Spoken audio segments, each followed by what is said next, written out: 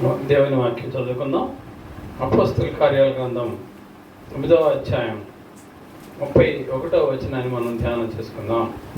అపోస్తల కార్యముల గ్రంథం 9వ అధ్యాయం 31వ వచనం. కావున యూదయ గలిలయ సమరయ దేశమందంతటా సంఘము క్షేమాభివృద్ధి నందుచు సమాధానం కలిగి ఉండేది, మరియు ప్రభువునందు భయమును పరిశుద్ధాత్మయు ఆదరణయు కలిగి నడుచుకొనుచు విస్తరించుచుండెను.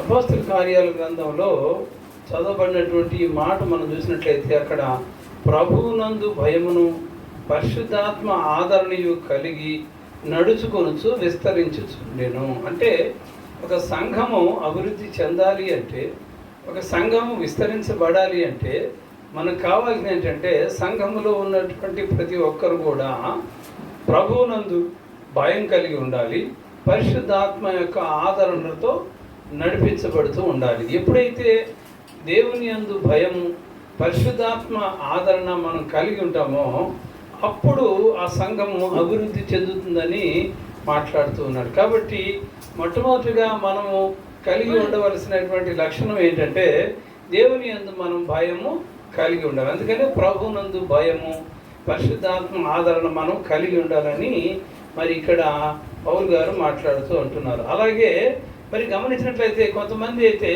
దేవుని భయం లేకుండా ఉంటున్నారు. ఆదివారం అయితే మందిరానికి అయితే వస్తారు కానీ పేరుకి క్రైస్తవుల్లాగా ఉంటారు, కానీ దేవుని భయం లేకుండానే ఉన్నటువంటి వారిని మనం చూడవచ్చు. ఉదాహరణ గమనిస్తే అపోస్తల కార్యాల గ్రంథం 5వ అధ్యాయము మనం గమనించినట్లయితే అక్కడ ఒక మాట చూస్తాం. అననీయ ఈ మాటలు వినుచునే పడి ప్రాణము విడిచను, లేదా ప్రాణమును విడువగా వినిన వారికి అందరికీ మిగులు భయం కలిగను. మనం కలిగి ఉండాల్సిన దేవుని యందు భయం, కానీ మరణ భయమో లేదా ఈలోకి సంబంధించినటువంటి భయము కాదు. ఈ అననీయ సప్పీరాలు చేసినటువంటి పని ఏంటంటే వీళ్ళు దేవుని పరిచర్యలోనే ఉన్నారు, సేవకులతో పాటు వారు కూడా సహకారం అందిస్తూనే ఉన్నారు. అయితే దేవుని పరిచర్యకి ఇవ్వాలనేటువంటి ఆలోచనతో వీళ్ళు ఏం చేశారంటే తమకు కలిగి ఉన్నటువంటి ఆ పొలమును అమ్మివేసి ఆ డబ్బులు దేవుని సేవకు ఇవ్వాలని అనుకున్నారు. మంచి ఆలోచన, మంచి ఉద్దేశమే. అయితే ఈ భార్యాభర్తలు ఇరువురు కూడా అనగా అననీయ సప్పీరాలు వీళ్ళిద్దరు కూడా ఏం చేశారంటే, ఇదిగో సపోజ్ మనం ఈ పొలాన్ని మరి 1 లక్ష రూపాయలకి అమ్మాము అనుకుందాం. ఈ 1 లక్ష రూపాయలు మనం ఇవ్వద్దు, ఒక 50,000 మనం ఉంచుకొని ఇంకొక 50,000 ఇద్దాం అని అంటున్నారు. అంటే ఏంటి, పొలం ఎంతకైతే అమ్మామో అంతలో కొంత దాచుకొని కొంత ఇద్దాం అంటున్నారు. ఆ మాట ముందే చెప్పొచ్చు సేవకులకి, అయ్యా మేము ఇంతకు అమ్మాము, మేము ఇంత ఇద్దామని అనుకుంటున్నాం. కానీ అలా వీళ్ళిద్దరూ మాట్లాడుకొని చేసిన దానిని బట్టి ఇక్కడ పరిశుద్ధాత్మ దేవుని మోసగించారు, అబద్ధం ఆడారు. కాబట్టి పేతురు అంటాడు ఏమని, మీరు ఇంతగా ఈ ఫలం అమ్మారా అన్నప్పుడు, లేదయ్యా మేము ఇంతకు అమ్మాము, ఇంత ఇస్తామని దేవుని కంటే సరిపోయేది, కానీ మేము ఇంతకేమో అని అబద్ధం ఆడారు. దేవునికి ఇచ్చే విషయంలో కూడా చాలామంది ఏం చేస్తారంటే ఇచ్చింది కొంత, చెప్పుకునేది ఎక్కువ. దానివలన ఆశీర్వాదం రాదండి. దేవుని భయం ఉండేవాళ్ళు ఎవరు కూడా అలాగూ చెప్పరు. కాబట్టి ఇక్కడ వీళ్ళు అలాగూ అబద్ధం ఆడి కొంత దాచుకొని కొంత ఇవ్వడాన్ని బట్టి పేతురు అడిగినప్పుడు, లేదు మేము ఇంతకే అన్నారో లేదో, ఆ మాట అనగానే 5వ వచనంలో అపోస్తల కార్యాల గ్రంథం 5వ అధ్యాయం 5వ వచనంలో అననీయ ఈ మాటలు వినుచునే పడి ప్రాణమును విడువగా, వెంటనే అబద్ధం ఆడినప్పుడు వెంటనే అక్కడ మరి అతడు పడి చనిపోయినట్టుగా చూస్తున్నాం. అక్కడ అందరికి కూడా భయం వేసింది. ఈ సంగతి తెలియక మరి తర్వాత కొద్దిసేపటికి వాళ్ళ ఆవిడ వచ్చిందనమాట. ఎవరు, సప్పీరా వచ్చింది. ఆమెను కూడా ఇదే మాట్లాడిగాడు పేతురు గారు. ఏమని, అమ్మా మీరు ఈ పొలాన్ని ఇంతకే అమ్మారా అంటే, అవునవును, ఎందుకంటే వీళ్ళిద్దరు ముందు మాట్లాడుకున్నారు కాబట్టి ఇంతకే అమ్మామని చెప్పారు. అప్పుడు ఆమె కూడా, ఇదిగో నీ భర్తను పాతిపెట్టిన వారి పాదములు ఇక్కడనే ఉండవి అని చెప్పగానే ఆమె కూడా మరి కింద పడి చనిపోయినట్లుగా చూస్తున్నాం. దీన్ని బట్టి ఏమైందంటే, అమ్మో దేవుని సన్నిధిలో గనక మనం అబద్ధం ఆడితే, దేవునికి ఇచ్చే దాంట్లో కూడా మనం మోసం చేస్తే, లేదా దేవుని సొమ్ము దేవునిది అనుకున్నది మనం తీసుకుంటే ఎటువంటి ప్రమాదం కలిగిద్దని అందరూ భయపడిపోయారు. కనుక దేవుని భయం కలిగి ఉంటే వాళ్ళు అటువంటి పని చేసి ఉండేవాళ్ళు కాదనమాట. కనుక దేవుని భయం లేకపోవటమే ఈ రీతిగా జరిగినట్టు మనం చూస్తూ ఉన్నాం. మరి యొక్క సందర్భాన్ని మనం గమనించవచ్చు. ఆదికాండము 3వ అధ్యాయము 8 నుంచి 10 వరకు మీరు తర్వాత చదువుకోండి. ఆదికాండం 3వ అధ్యాయం 8 నుంచి 10 దాకా చూస్తే, యెహోవా ఆదామును పిలిచి నీవు ఎక్కడ ఉన్నావు అని అడుగగా, అందుకు ఆదాము, నేను తోటలో నీ స్వరం వినినప్పుడు దిగంబరిగా ఉంటిని గనుక భయపడి దాగుకుంటుని అని చెప్పినట్లుగా మనం చూస్తూ ఉన్నాం. ఇక్కడ మనం గమనించినట్లయితే మరి ఆదాము అవ్వలకు ఏదైనా తోటను అప్పగించి మీరు ఏదైనా తినండి, కానీ మంచి చెడులు తెలివినిచ్చేటువంటి దీన్ని మాత్రం తినవద్దని చెప్పాడు. ఆ తదుపరి అపవాది సర్పరూపంలో వచ్చి వెంటనే ఏమని అడుగుతుంది, దేవుడు మిమ్మల్ని ఈ పండు తినొద్దన్నాడా? ఎప్పుడైనా ఒక పని చెయ్యొద్దన్న పని చేయటమే మానవుని యొక్క లక్షణం.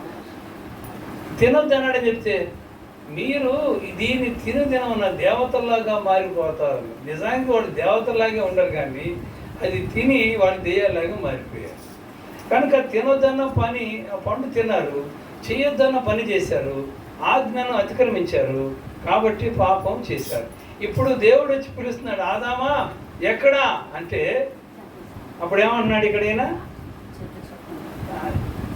నీవు ఎక్కడ ఉన్నానడుగా, అందుకు ఆదాము, నేను తోటలో నీ స్వరము వినినప్పుడు దిగంబరిగా ఉంటుంది కనుక నేను భయపడి దాక్కుంటుంది. నీవు దిగంబరిగా ఉన్నావని నీకు తెలిపినవాడెవరు?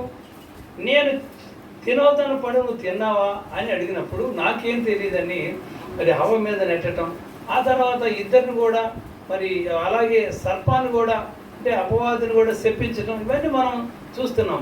ఇక్కడ జరిగినటువంటి విషయం ఏంటంటే, ఒకవేళ దేవుడు చెప్పాడు, చెప్పిన పని వినాలా లేదా? ఇంట్లో కుటుంబ యజమాని చెప్పాడు అనుకోండి, ఏంటి ఈయన మాట వినేదని భార్య అనుకుంటేనో, లేదా మా నాన్న మాట మేమెందుకు వినాలని పిల్లలు అనుకుంటే ఆ కుటుంబం అనేది సాఫీగా జరగదు. సంఘం కూడా అంతే. సేవకుడు చెప్పిన మాట సంఘస్థులు విశ్వాసులు వింటేనే, ఆ భయం ఉంటేనే, దేవుని భయం ఉంటే వింటారు. కనుక ప్రభువునందు భయం కలిగి ఉంటే మనం ఎలాగో దీవించబడతాం, ప్రభువునందు భయం లేకపోతే ఎలా ఉంటామో కూడా మనం చూడవచ్చు. మరి యొక్క మాట నేను చెప్తాను. అదేంటంటే, ఇక్కడ సమూయేలు గ్రంథం 1వ అధ్యాయంలో చూస్తాం. అక్కడ హన్నా, మరి ఆ ఎల్కానాకి 2 భార్యలు, హన్నా పెనిన్నా. పెనిన్నాకి పిల్లలు పుట్టారు, హన్నాకి పిల్లలు పుట్టలేదు. కాబట్టి ఈ పెనిన్నా హన్నాని మరి తిరస్కరించిన విధానాన్ని బట్టి కావచ్చు, ఎగతాళి చేసిన విధానాన్ని బట్టి కావచ్చు, భర్త కూడా ఏమికి పిల్లలు లేరు, ఏమికి పిల్లలు ఉన్నారంటే దీంతో ఆ నిరాదరణకు గురైంది కావచ్చు. కానీ ఆ సమయంలో జరిగినటువంటిది ఏంటంటే, వెంటనే దేవుని సన్నిధికి వెళ్ళి తన హృదయం అంతా దేవుని ముందు కుమ్మరించిన తర్వాత మరి ఏలి అనేటువంటి ఆ యాజకుడు వచ్చి, ఏంటమ్మా నువ్వు ఏం చేస్తున్నావు? నువ్వేమన్నా మద్యపానం సేవించి వచ్చావా? ఎలా ఏడుస్తున్నావేంటి? ఇలాగూ ప్రార్థన చేస్తున్నావు ఏంటంటే, లేదు నాకు పిల్లలు లేరు కాబట్టి నా యజమాని అనగా నా భర్త నన్ను సరిగా ఆదరించట్లేదు. మరి నా దగ్గర ఉన్నటువంటి ఇంకో ఆమె పిల్లలు కలిగినటువంటి ఆవిడ నన్ను ఎగతాళి చేస్తుంది కాబట్టి పిల్లల కోసం నేను ప్రార్థన చేస్తున్నాను. ఏమని ప్రార్థన చేస్తున్నావమ్మా? ఇదిగో నాకు కనుక కుమారుని ఇస్తే నేను దేవునికే ఆ కుమారుని అప్పగిస్తాను. ఎంత మంచి ఆలోచన అండి. అలాగే వెంటనే ఆ ఏలి మాట్లాడినమాట, నీవు దేవునితో చేసుకున్న మనవి దేవుడు నీకు అనుగ్రహించును గాక. ఒకసారి ఆమె చేద్దాం.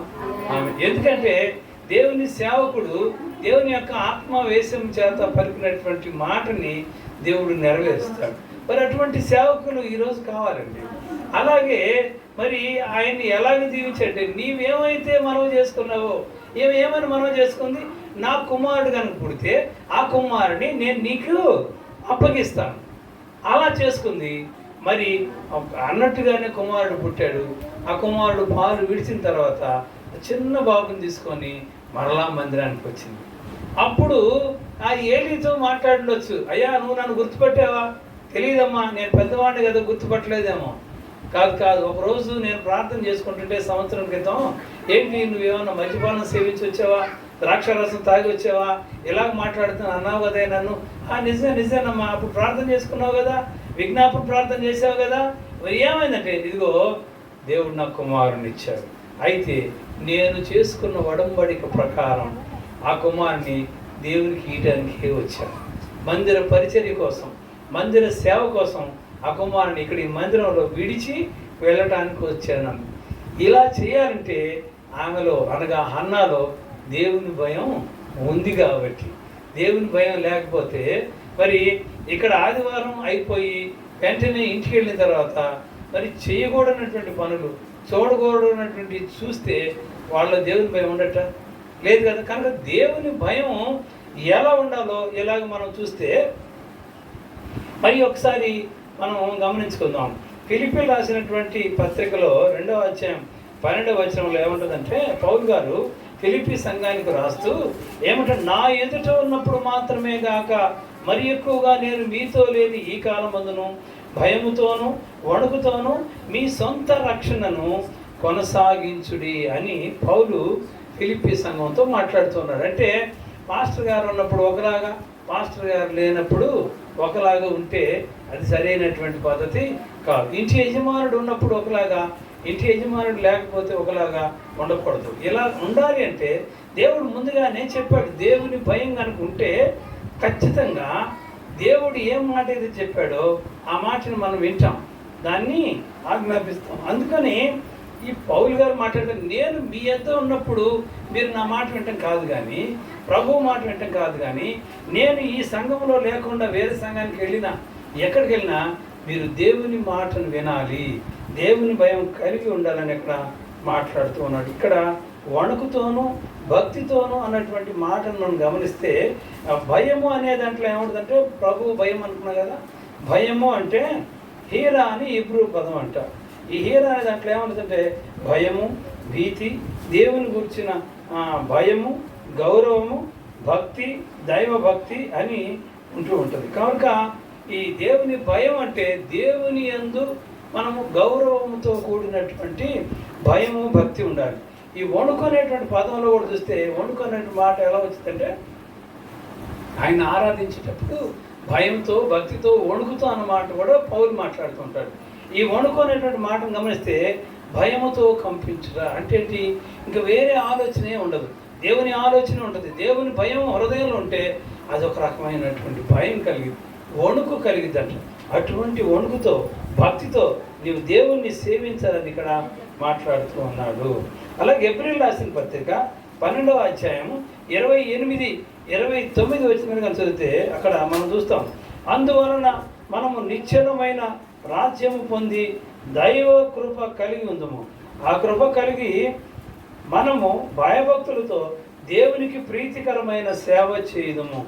ఎలా అనగా మన దేవుడు దహించు అగ్ని అయి ఉన్నాడు. ఇక్కడ మనం గమనించినట్లయితే ఇక్కడ మనం మాట్లాడుతూ ఉన్నాడు ఏప్రిల్ రాసిన పత్రికలో, మనము దేవుని కృప కలిగి ఉండాలి ఒక విషయం.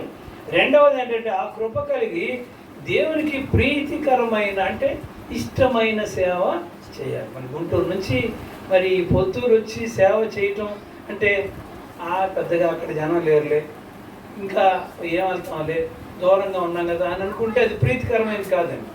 దేవునికి ఇష్టమైనటువంటి పని ఏంటంటే దేవుని సేవ చేయమని చేస్తే ఆ పని ఇష్టంతో చేయాలి.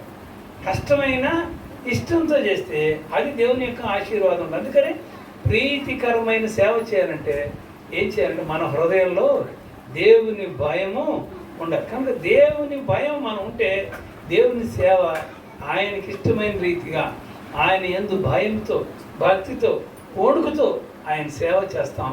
ఆయన ఆరాధనలో మనము పాల్గొంటాం. ఇది నాన్న పునరుత్థానపు ఆరాధన అంటే ఎంతమంది మరి దేవుని బిడ్డలు వచ్చి దేవుని సన్నిధిలో ఉండి దేవుని ఆరాధన చేస్తున్నారు. ఎంతమంది అయితే ఇంకా ఈ లోకంలోకే వాళ్ళ పనుల్లో చూసుకుంటున్నారు. ఎప్పటికి కూడా అయ్యో వర్షాలు పడుతున్నాయిలే పొలం పని చేసుకుందని వెళ్ళిన వాళ్ళు ఎంతమంది లేరు. ఒక 3 hours 3 గంటలైనా దేవుని సన్నిధిలో నువ్వు గడపలేవా? వారం అంతా నువ్వు పని చేసుకుంటున్నావు. ఒక్క 3 గంటలు గడిపితే ఈ 3 గంటల వారా దేవుడు నేను ఎంతగానో దీవిస్తాడు. నీ ప్రతి అవసరం దేవుడు తీరుస్తాడు. నీ ప్రతి అవసరంలో అది దేవుని యొక్క సహాయం నువ్వు పొందుకుంటావు అన్న విషయాన్ని మనము మర్చిపోకూడదు. ఇక్కడ మనం గమనించినట్లయితే అసలు దేవుని భయం వలన కలిగే ప్రయోజనాలు ఏంటో మనం చూద్దాం. దేవుని భయం వలన కలిగే ప్రయోజనాలు సామెతల గ్రంథం 1వ అధ్యాయం 7వ వచనం చూస్తే, యెహోవా యందు భయభక్తులు కలిగి ఉండుట తెలివికి మూలము. దేవుని యందు భయభక్తులు కలిగి ఉంటే మనకి కలిగేటువంటి లాభం ఏంటంటే మొట్టమొదట తెలివికి మూలం అంట. అంటే మనం ఏదైనా మాట్లాడాలంటే దేవునికి స్తోత్రం, మనకి దేవుని యందు భయం ఉంటే ఆటోమేటిక్గా దేవుడు నీకు సరి అయినటువంటి జ్ఞానాన్ని ఇస్తాడు, సమయోచితమైన జ్ఞానాన్ని తెలివిని మనకి అనుగ్రహిస్తాడు. సొలొమోన్ని మనం జ్ఞాపకం చేసుకుందాం. అయితే సొలొమోను దేవుని మందిరం కట్టించిన తర్వాత, దేవుని యొక్క ప్రత్యక్షత పొందుకున్న తర్వాత దేవుడు అడుగుతాడు, నీకేం కావాలి సొలొమోను నా కుమారుడా అని అడిగితే ఏమంటాడు, అయ్యా నీ ప్రజలను పరిపాలించడానికి నాకు సరి అయిన జ్ఞానం అనుగ్రహించమంటే అప్పుడు ప్రభు అంటాడు, నీవు వెండి బంగారం కోరలేదు, ధనం కోరలేదు, కీర్తి ప్రతిష్టలు కోరలేదు, జ్ఞానం అడిగావు కాబట్టి, ఆయన యందు భయభక్తులు కలిగి ఉంటే జ్ఞానం కాబట్టి, నీవు దేవుని యందు భయభక్తులు కలిగి ఉన్నావు కనుక జ్ఞానంతో పాటు నేను గొప్పవాదిగా చేస్తాను, మంచి పేరు ప్రతిష్టలు ఇస్తాను. అప్పుడు ఆయన అంత దేవుని జ్ఞానం కలిగిన వాడు కాబట్టి ఎక్కడో దూర దేశంలో ఉన్న శేబరాని సొలొమోను జ్ఞానం పరీక్షించడానికి వచ్చిందట. కనుక జ్ఞానం కావాలంటే, జ్ఞానం అంటే ఎవరంటే యేసుక్రీస్తే. యేసుక్రీస్తు కావాలని మనం అడిగితే జ్ఞానంతో పాటు నీకు కావలసినటువంటి సిరి సంపదలు, కీర్తి ప్రతిష్టలు అన్నీ కూడా ప్రభు నీకు అనుగ్రహిస్తాడన్న విషయాన్ని మనము జ్ఞాపకం చేసుకోవాలి. ఇదే మాట సొలొమోను పొందుకున్నట్లుగానే యేసేపు విషయంలో కనుక మనం చూసినట్లయితే సామెతల గ్రంథం 8వ అధ్యాయం 13వ వచనంలో, యెహోవా యందు భయభక్తులు కలిగి ఉండుట చెడుతనమును అసహించుకొనుట. యేసేపు విషయంలో కూడా జరిగింది అదే. పోతీఫరు భార్య మరి ఈయన మీద నింద వేసినప్పుడు ఈయన భయపడి ఆ తప్పు చేయకుండా పారిపోవటాన్ని బట్టి జరిగినటువంటి అక్కడ విషయం ఏంటి, చెరసాలలో వేసినా కానీ దేవుని భయం కలిగి ఉన్నాడు కాబట్టి చెడుతనమును అసహించుకున్నాడు. కనుక యేసేపు కూడా మనకు నేర్పేది ఏంటంటే, దేవుని భయము కలిగి ఉండటం బట్టి చెడుతనమును అసహించుకున్న ద్వారా ఆ తదుపరి ఆయన ఏం చేశాడు, మరి చెరసాలలో నుంచి విడుదల పొందాడు. ఇంకా మరి ప్రధానమంత్రి హోదా వచ్చింది.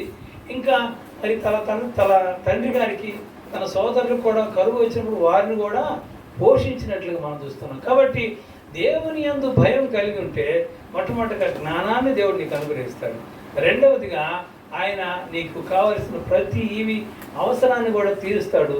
అయితే దేవుని యందు భయభక్తులు కలిగి ఉంటుంటే చెడుతనమును అసహించుకోవాలి. అలాగే సామెతల గ్రంథం మరి 16వ అధ్యాయం 6వ వచనంలో చూస్తే, యెహోవా యందు భయభక్తులు కలిగి ఉండటం వలన మనుషులు చెడుతనము నుంచి తొలగిపోదురు. ఆయన భయం ఉంటే చాలండి, ఒకవేళ మార్గంలో ఎటువంటిది ఉన్నా కానీ అది తొలగిపోద్దట. ఎంత చక్కని మాట. యేసేపు భయభక్తులు కలిగి ఉన్నాడు కనుక ఆ సమయంలో తప్పించబడినట్లుగా మనం చూస్తున్నాం. మరొక మాట చూద్దాం. సామెతల గ్రంథం 10వ అధ్యాయం 27వ వచనం చూస్తే, యెహోవా యందు భయభక్తులు కలిగి ఉండుట ద్వారా దీర్ఘాయువుకు కారణం అవుతుందంట. చూసారా, దేవుని యందు భయం కలిగి ఉంటే మొట్టమొదటిగా నీకు జ్ఞానాన్ని ఇస్తాడు. రెండవదిగా ఆయన చెడుతనాన్ని అసహించుకుంటే ఆయన నీకు కీర్తి ప్రతిష్టలు ఇస్తాడు. తర్వాత చూస్తే దీర్ఘాయువును అనుగ్రహిస్తాడు. ఇవన్నీ కూడా ఎలా వచ్చినాయంటే దేవుని భయము కలిగి ఉండుట ద్వారా. అయితే కొంతమంది దేవుని భయం కలిగి ఉండరు. దేవుని భయం లేకపోతే వచ్చే నష్టం ఏంటో కూడా మనం చూద్దాం. ఇదే సామెతల గ్రంథంలో 9వ అధ్యాయం చూస్తే, మనము దేవుని జ్ఞాన వివేకములను కోల్పోవదము. అంటే దేవుని భయం లేకపోతే మన తెలివి ఆ విచక్షణ అనేది కోల్పోతూ ఉంటాం. కొంతమంది చూడండి మంచివాళ్ళే కానీ అనవసరమైన తప్పులు ఇరుక్కుపోతారు, ఇబ్బందులు. ఈ కారణం ఏంటి, అరే నాకు తెలియదే ఇది తప్పని తెలుసు కానీ అనవసరంగా నేను అందులో పడిపోయాను. ఎలా కారణం, దేవుని భయం లేకపోతే. అరే సినిమాకి వెళ్దామరా, లేదంటే ఇప్పుడు యవనస్తులు మరీ ముఖ్యంగా సాయంత్రం పూట అయితే అక్కడ లైన్లో నుంచోనలో మరీ కొంటున్నారు. మరి అలా ఎందుకు వెళ్ళాలి, ఎందుకు వెళ్తున్నారంటే వాళ్ళకి దేవుని భయము లేకపోవటం అనే. అది స్నేహితులు పిలిస్తే వెళ్ళిపోవటమే, మరి చెడు అలవాట్లకి బానిస అవ్వటమే. కనుక దేవుని భయం లేకపోతే ఆ వివేచన అనేది కోల్పోతారని ఇక్కడ చెబుతూ ఉన్నాడు. అలాగే మరి ఇంకో మాట చూద్దాం. ఇదే సామెతల గ్రంథం 9వ అధ్యాయం 13 నుంచి 18 చూస్తే, మనం చెడుతో సరసమాడి దాని వలన చెడిపోవదము. అంటే ఒక వ్యక్తి పతనానికి కారణం అవటానికి కూడా మరి దేవుని యందు భయం లేకపోతే జరుగుతుంది. కాబట్టి దేవుని యందు భయం ఉంటే నీకు జ్ఞానం కలిగింది, దీర్ఘాయువు కలిగింది, మంచి పేరు ప్రతిష్ట కలిగింది.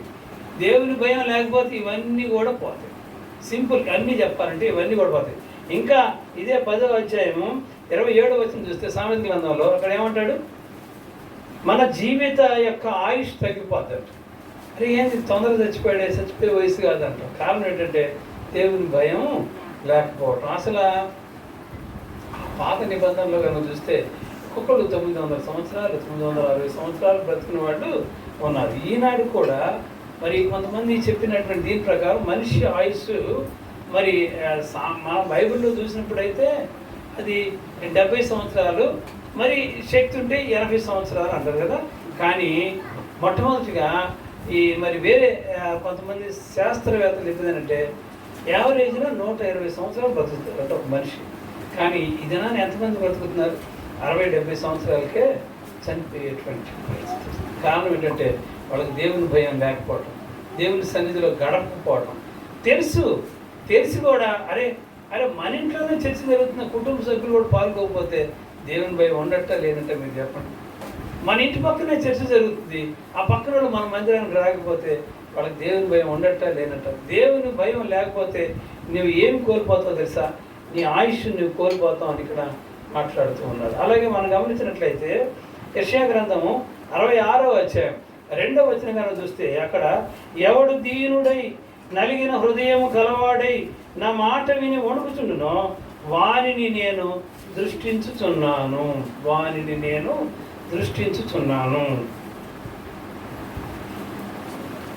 కాబట్టి దేవుని భయము లేకపోతే దీర్ఘాయువు ఉండదు, ఆయుష్ తగ్గిపోద్ది, జ్ఞానం తగ్గిపోద్ది, వివేచన తగ్గిపోద్ది, ఆపదలో పడతాం, ఇబ్బందులో పడతాం. కాబట్టి మనము దేవుని భయం కలిగి ఉంటే ఎటువంటి మేలుడు ఆశీర్వాదాలు పొందుతామో అలాగా దేవుని భయము లేకపోతే అన్ని నష్టాలు పొందుకుంటాం. అయితే ఇప్పుడు మనం ఒక ఆలోచన చేద్దాం. ఇప్పుడు దేవుని భయము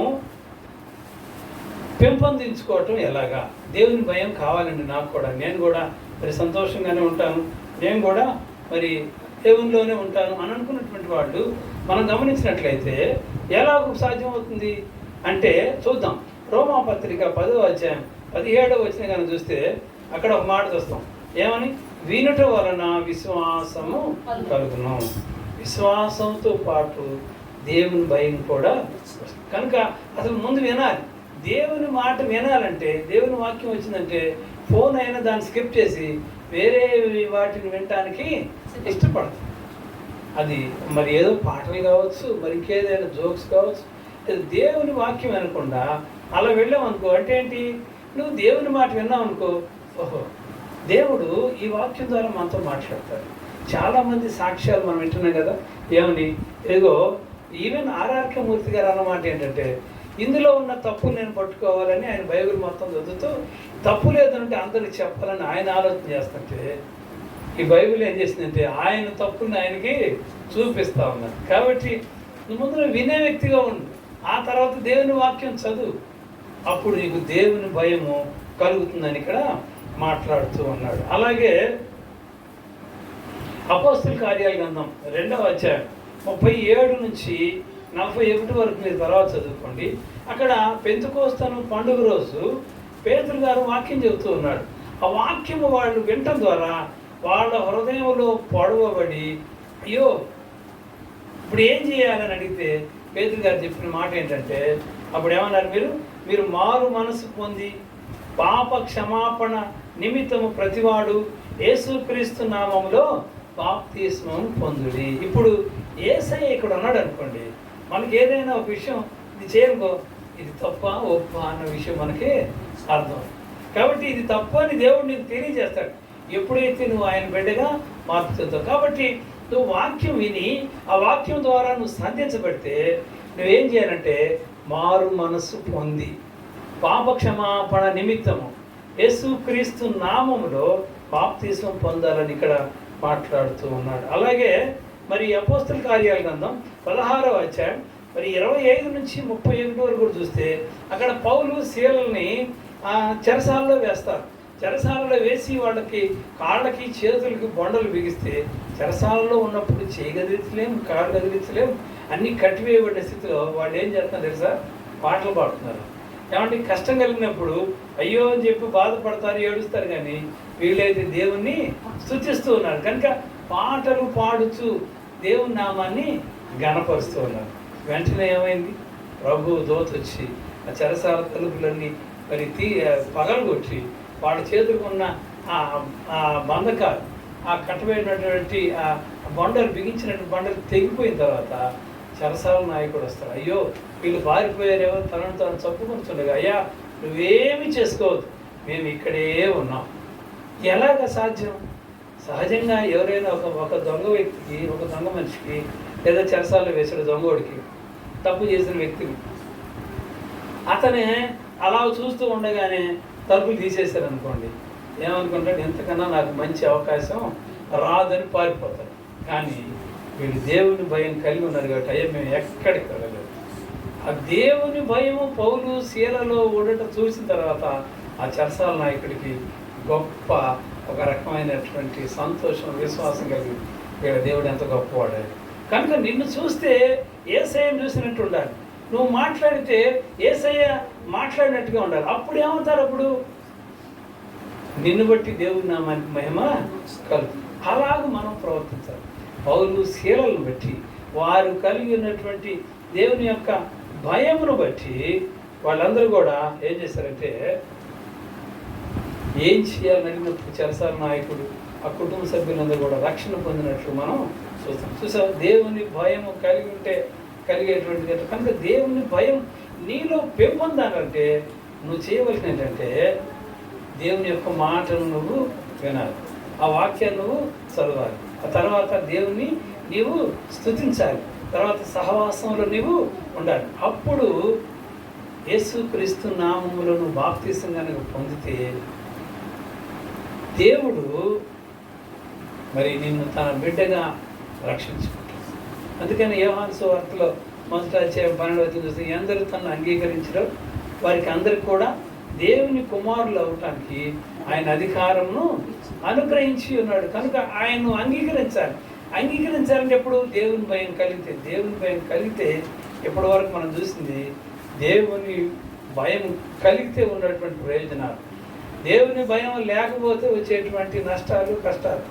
దేవుని భయం ఎలా పెంపొందించుకోవాలో కూడా మనం చూసినట్లుగా మనం చూస్తూ ఉన్నాం. కాబట్టి మనం అందరం కూడా దేవునికి భయపడటం మనం నేర్చుకున్నాం. ద్వితీయోపదేశకాండం 31వ అధ్యాయం 10 నుంచి 13 వరకు చదువుకోండి. అక్కడ ప్రతి సంవత్సరము 7వ నెలలో పర్ణశాల పండుగ జరుగుతారంట.